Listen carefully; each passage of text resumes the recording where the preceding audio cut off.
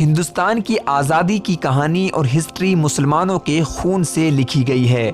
آبادی کے حساب سے کم ہونے کے باوجود جنگ آزادی میں مسلمانوں نے بڑھ چڑھ کر حصہ لیا اور آزادی کو حاصل کرنے کے لیے اپنی جانوں کے نذرانے پیش کیے۔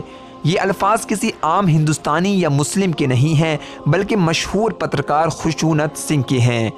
آپ کو بتا دیں کہ انڈیا گیٹ پر تقریباً 95,300 مجاہدین آزادی یعنی فریڈم فائٹرز کے نام لکھے گئے ہیں، جن میں سے 61,945 مسلمان ہیں۔ اس کا مطلب یہ ہوتا ہے کہ ہندوستان کی آزادی کے لیے انگریزوں کے خلاف اٹھ کھڑے ہونے، لڑنے اور قربانیاں پیش کرنے والوں میں سے 65% مسلم تھے۔ آزادی حاصل کرنے میں مسلمانوں نے سب سے زیادہ قربانیاں دیں، لیکن ان کی قربانیوں کو جان بوجھ کر چھپا دیا گیا یا عوام کی نظروں سے اوجھل کر دیا گیا۔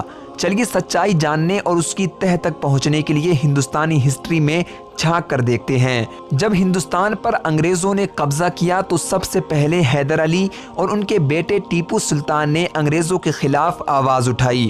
1780 عیسوی سے 1790 عیسوی تک انگریزوں کے خلاف ٹیپو سلطان نے راکٹوں اور توپوں کا استعمال کیا۔ ہم سب یہ جانتے ہیں کہ جھانسی کی رانی نے خوب لڑائی لڑی، لیکن ہم میں سے یہ کون جانتا ہے کہ بیگم حضرت محل جنگ آزادی کی وہ گمنام ہیروئن ہیں جن کا کوئی نام تک نہیں جانتا۔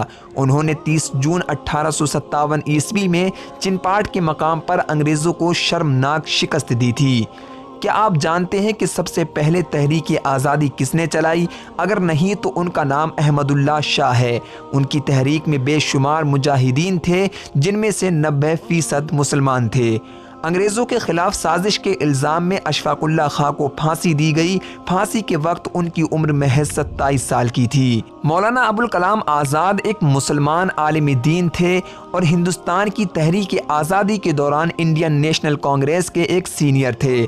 شراب کی دکانوں کے خلاف مہاتما گاندھی نے دھرنے دیے اور مہم چلائی، جن میں 19 لوگ شامل ہوئے، ان میں سے 10 مسلم تھے۔ آخری مغل بادشاہ بہادر شاہ ظفر نے انگریزوں کے خلاف شدت کے ساتھ لڑائی لڑی۔